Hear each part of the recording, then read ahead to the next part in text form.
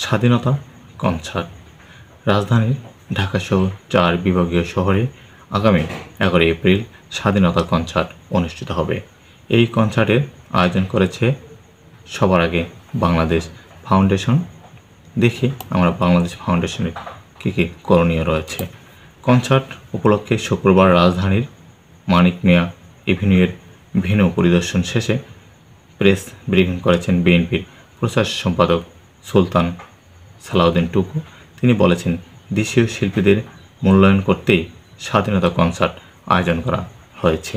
তিনি বলেন, বর্তমানে দেশীয় শিল্পীদের মূল্যায়ন না করার সংস্কৃতি চলছে, তাই বিএনপির ভারপ্রাপ্ত চেয়ারম্যান তারেক রহমানের চিন্তা থেকেই দেশীয় শিল্পীদের পরিবেশনায় এই কনসার্টের আয়োজন করা হয়েছে। স্বাধীনতা কনসার্টের আয়োজন করেছেন সবার আগে বাংলাদেশ ফাউন্ডেশন।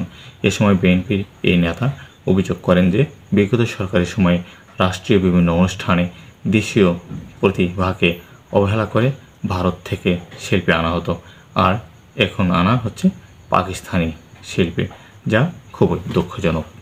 এই দুঃখজনক থেকে আমরা বেরিয়ে আসবে বলে স্বাধীনতা কনসার্ট বাংলাদেশ ফাউন্ডেশন এই উদ্যোগ নিয়েছেন। এই উদ্যোগে সাধুবাদ জানাই। বিভিন্ন আয়োজনের মধ্য দিয়ে মানুষ মুখরিত থাক এই বাংলাদেশে, যেখানে কোনো প্রকার ভয়ভীতি থাকবে না। এই বলে আমার সংক্ষিপ্ত আলোচনা শেষ করছি। আসসালামু আলাইকুম ওয়া রাহমাতুল্লাহি ওয়া বারাকাতুহু।